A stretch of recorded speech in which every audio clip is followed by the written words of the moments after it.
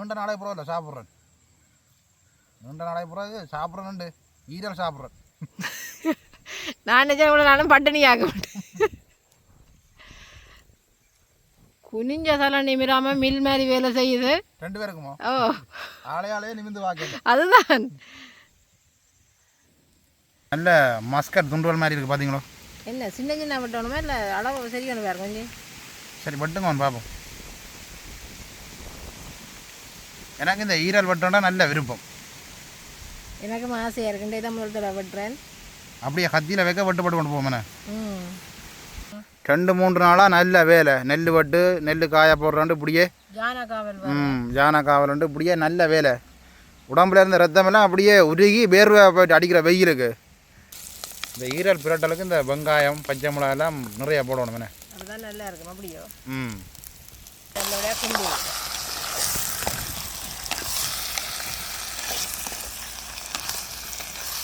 அக்காச்சி இன்றைக்கு வந்து என்ன சமையல்? இன்றைக்கு நல்ல ஒரு ஈரல் பிரட்டல் ஒன்று செய்ய போகிறோம். நீண்ட நாளை போகிறோம். இன்றைக்கு தம்பி 1/2 கிலோ ஈரல் வடி கொண்டு வந்துருக்கிறேன். எனக்கு ஒரு ஈரல் பிரட்டல் ஒன்று செய்து வச்சது.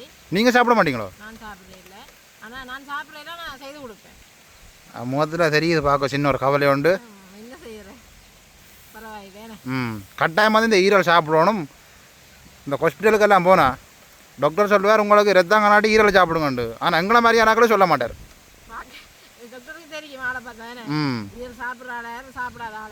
கட்டாயம் வந்து இந்த ரத்தம் முடுறதுக்கு முக்கியமான ஒரு உணவு வேணே.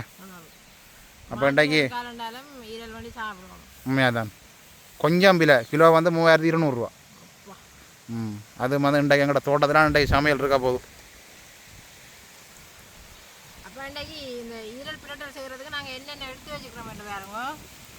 வெங்காயம் வெட்டி எடுத்து வச்சுருக்கிறோம். அதோட கருவேப்பமில்லை ரம்பையில் அப்படியே பச்சை மிளகாய் வெட்டி எடுத்துருக்கு. கடுகு பெருஞ்சீரகம் வெந்தயம் அதோட ஈரல் இருக்கு பாருங்க. எப்படி இருக்கு பாருங்க. பார்க்காசையாக இருக்கு.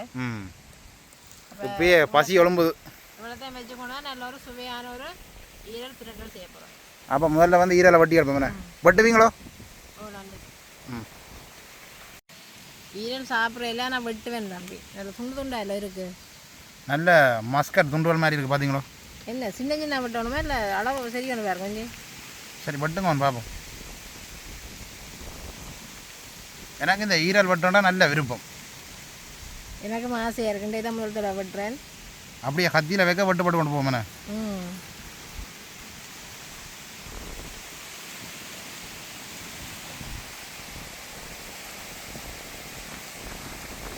அதை விட மண் சட்டி தான் உண்டாக்கி ஈரல் பிரட்ட போகிறோம். என்ன சாப்பாடு மண் சட்டியில் செய்து சாப்பிட்டா அது தனிச்சுவேன்.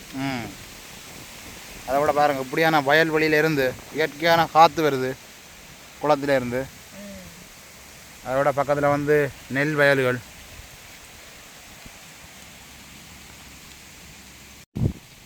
கிட்டத்தட்ட நானும் இந்த ஈரல் வாங்குறதுக்கு ஒரு 4-5 நாளாக தெரிஞ்சிருப்பேன். கடைக்கு எல்லாம் நான் இன்றைக்கு வந்து நேரத்துக்கு கிளம்பி போனேன். நான் தான் போய் கடையெல்லாம் கூட்டி துறக்க ஆளாக இருந்திருக்கும். அப்போ நேரத்துக்கு போட்டியோ ஈரல் வந்து லேட்டாக போனால் முடிஞ்சிடும். ஓ ஆசையாக கிடையாது தம்பி. ஈரல் வெட்ட ஆசையாக கிடையாது.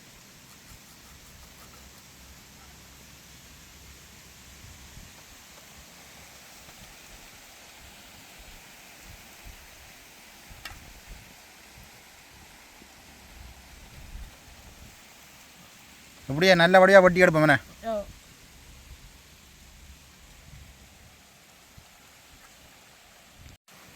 அதை விட என்ன சொல்லுங்க அப்போ 2-3 நாளாக நல்ல வேலை. நெல் வெட்டு நெல் காய போடுறாண்டு இப்படியே ஜானா காவல் இப்படியே நல்ல வேலை. உடம்புல இருந்த ரத்தமெல்லாம் அப்படியே உருகி வேர்வை போய்ட்டு அடிக்கிற வெயிலுக்கு. அப்போ உண்மையாக ஜோதிச்சு பார்த்தேன் 2 நாளைக்கு இல்லை 1 நாளைக்காவது ஈரல் வாங்கி சாப்பிடுவோம்ண்டு. அதான் இன்றைக்கு எல்லாரையும் போட்டுட்டு நான் ஈரல் வாங்கினேன். அதை விட இன்றைக்கு சித்தி நம்மானும் வந்து நிற்கிறார். அப்போ எனக்கு ஒரு ஆள் உதவிக்கு வேணும் தானே சாப்பிட்றதுக்கு.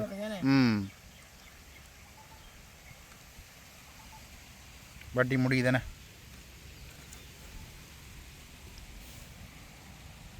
இதில் பாருங்க அவ்வளோ நீர்க்காம பிறகுதாண்டு பாருங்க.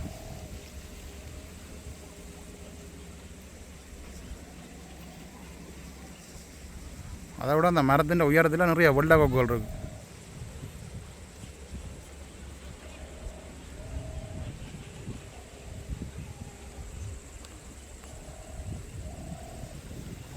வெட்டி எடுத்த ஈரெல்லாம் கழுவி எடுப்பேன். நீ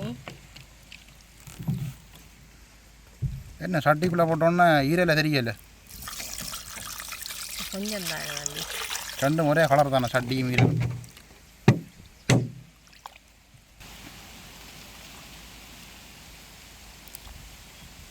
ரெண்டு தண்ணியில் கழுவணுமே. ஏற்கனவே கழுவித்தான் வச்சுருந்தோம் நாங்கள்.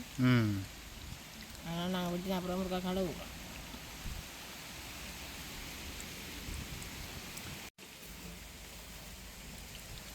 அப்படியே இன்னும் இருக்கா கழுவுவோம் வேணாம். ஓ,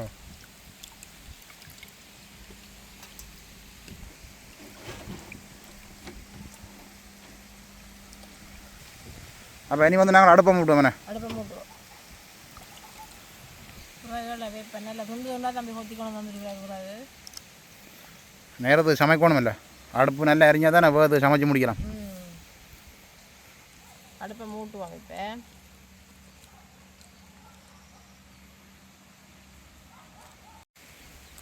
இப்போ அடுப்பு நல்லா எரிய வலிக்கிட்டு நாங்கள் சட்டியை வைப்போம். அடுப்பில் அடிக்கிற காற்றுக்கு அடுப்பெல்லாம் சுரண்டு எரியுதானே, நல்லா காற்றடிக்குதுல்ல. சட்டி நல்லா சூடாகிட்டு நாங்கள் தேவையான அளவு தேங்காய் எண்ணெய் விடுவோம். இப்போ எண்ணெய் நல்லா சூடாகிட்டு எடுத்து வச்சுருக்கிற இந்த பெருஞ்சீரகம் கடுகு எல்லாத்தையும் போட்டுக்கொள்ளுவோம்.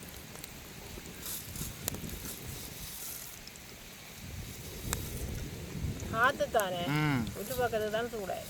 அடுப்பு வந்து நல்லா எரியிற மாதிரி இருக்கு, ஆனால் மண் சட்டி தானே.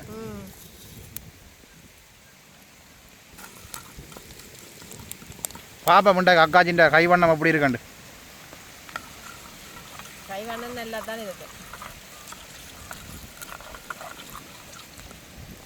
அப்படியே நாங்கள் வெட்டி வச்சிருக்கிற வெங்காயம் பச்சை மிளகாயை சேர்த்துக்கொள்வோம். அப்படியே நல்லா வதங்க. நல்ல ஒரு வாசம் வருது தானே தம்பி. இந்த ரம்பா கருவேப்பமில்லை எல்லாம் சேர்க்க இன்னும் நல்ல வாசம் வரும்.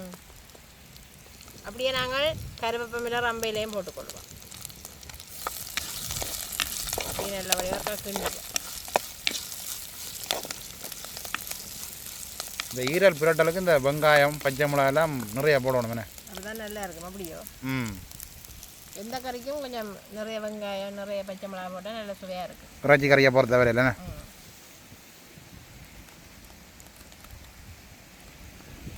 இப்போ வெங்காயம் பச்சை மிளகாய் எல்லாம் நல்லா வதங்கி கொண்டு வருது. அதோட நாங்கள் ஈரலை சேர்த்துக்கொள்வோம்.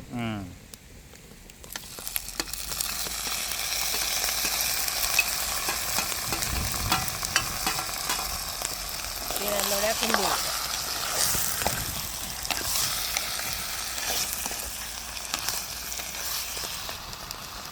தேவையான அளவு உப்பு சேர்த்துக்கொள்ளுவோம். தேவையான அளவு மிளகாய்த்தூள் சேர்த்துக்கொள்ளுவோம். காணுமோ தம்பி உரைப்பு ஏதாவது கூட வேணுமோ குறைய வேணுமோ? ஆக கூடவும் வேண்டாம் ஆக குறைய வேண்டாம், அளவாக இருந்தால் காணும். இப்படியே நல்ல வடிவாக கிண்டுவோம்.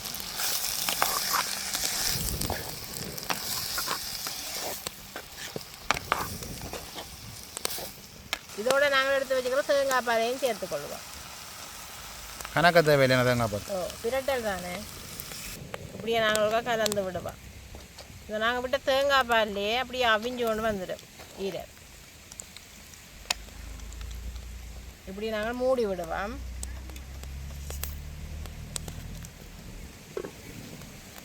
நல்ல வடிவாக நல்லா அவிஞ்சு இந்த பால்லையே நல்ல வடிவாக அவிஞ்சு அப்படியே ஈரல் பிரட்டெல்லாம் வந்துடும்.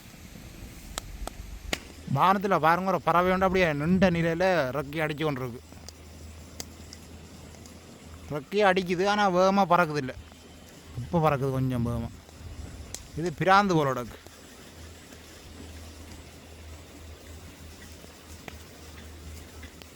இப்போ பாருங்க நின்ற நிலையில் அடிக்குது. திறந்து பார்ப்போம் எப்படி இருக்குண்டு. நல்ல ஒரு வாசம் வருது தானே. இப்படி இருக்க கிண்டு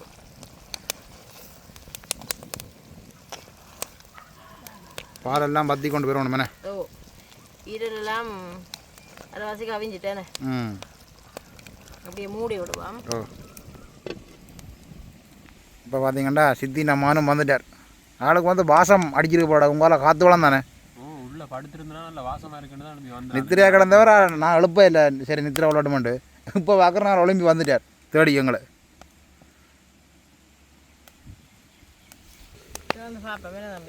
ஓ நீங்கள் திறந்து பார்க்க எனக்கு நல்ல வாசம் வந்து கொண்டு இருக்கு.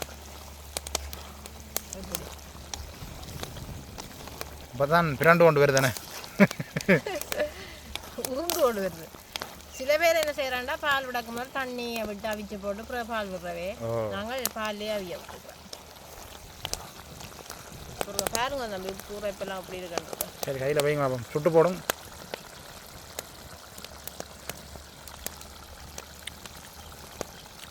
அந்த மாதிரி இருக்கு. என்ன இறக்கல அது இறக்கலாமே இறக்கலாமே. ஓ இனி இறக்கி வைக்க கொஞ்சம் பத்தி இருமല്ലോ. ஓ இப்படி இறக்கி கொண்டு வந்துடும். அப்போ இறக்கி எடுப்போமே. ஓ இறக்கும் எப்படி இருக்குன்னு பாருங்க. ஈரல் பிரட்டல். அப்போ நாங்கள் ஆற விட்டுட்டு சாப்பிடுவோமே. ஈரல் பிரட்டல் இறக்கி வச்சுட்டோம். அதுக்கு நாங்கள் தேசிக்காய் அப்படி விடணும். பாருங்க உங்களை மரத்தில் நல்ல தேசிக்காய் இருக்குண்ணே. என்ன தேசி தம்பி இது? கொடி தேசி. கொடி தேசி. ஆனால் மரம் மாதிரி தான் நிற்கிது. படந்து போயிருக்கு கீழே இருந்து. நிறைய காய் இருக்காங்க காலையில். அப்போ நாங்கள் கொண்டு போய் விடுவோம். ஓ இப்படியே தேசி புளியை நாங்கள் அகப்பையில் புளிஞ்சு விடுவோம். முதல்ல இதுக்குள்ளே விதை இல்லை. விதை இல்லைத்தான் ஒரு அளவு கொண்டு தெரியுமല്ലോ.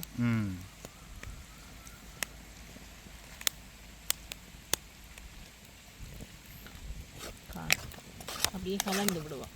ஆறை கொண்டு வந்துட்டு கறிக்கணே. நீ தம்பி சாப்பிடலாமே. சந்தோஷமாக இருக்குமே. சாப்பிட்டு பாப்பா எப்படி இருக்கணும். சாப்பிட்டு முழுமையாக அதை சொன்னால் தான் சந்தோஷம் இருக்கும் எனக்கு. அந்த சுவையை வந்து நான் பார்க்கணும். இப்போ இங்கே வந்து பச்சை அரிசி சோறு. பச்சை அரிசி சோறுக்கு தான் உண்மையாக வந்து இந்த கறி வந்து நல்லா இருக்கும்.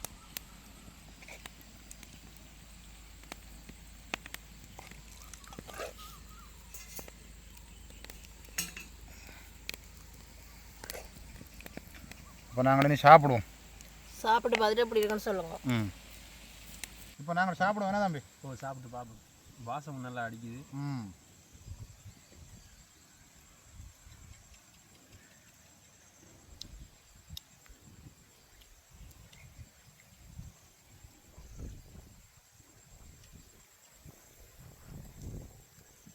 என்ன சத்தத்தை காணையில ரெண்டு பேருக்கும். பச்சை சோறுக்கு நல்லா தான் இருக்கு சாப்பிட.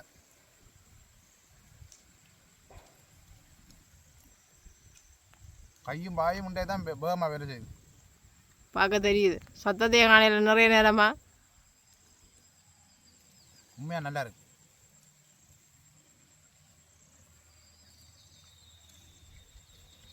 அம்மாண்ட கைப்பக்குவம் அப்படியே இருக்கு.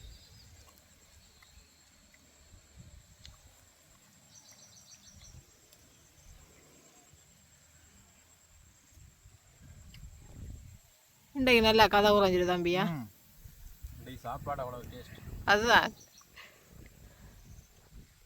சாப்பிட்டு முடிஞ்சு தான் இன்னைக்கு கதை வரும் போகிறது.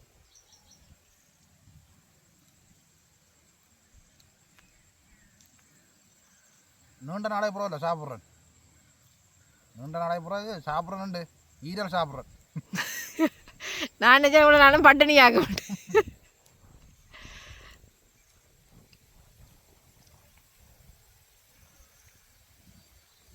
அதை விட என்ன சொல்லுங்க அப்போ இப்படியான தோட்டத்துலேருந்து சாப்பிட நல்ல ஒரு சந்தோஷமாக இருக்குது. நல்ல இயற்கை காற்று. சூரியனை மறைஞ்சு கொண்டு வருது.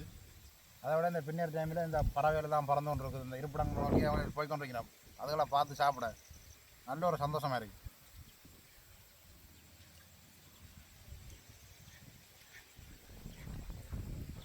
சோறு இருக்கா வீட்டை? சோறு இருக்குது சாப்பிடுங்க அப்படியா.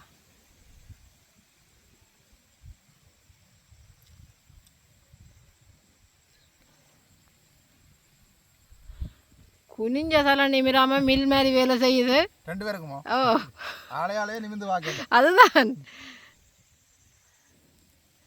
கண் வந்து பார்த்து கொண்டு கை வந்து வேலை செய்து கொண்டிருக்கு. இப்படியான சந்தர்ப்பங்கள் நிறைய கிடைக்கல தானே பின்னேரத்தில் அதுதான் உண்மையாக தான் வாங்கி கொண்டு சாப்பிட்றது.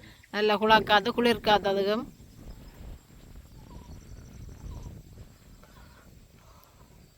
சோறு முடிஞ்சு கொண்டு வருது, கறியும் முடிஞ்சு கொண்டு வருது. சாப்பிடுங்க தாராளமாக உங்களுக்கு 2 பேருக்கு தான்.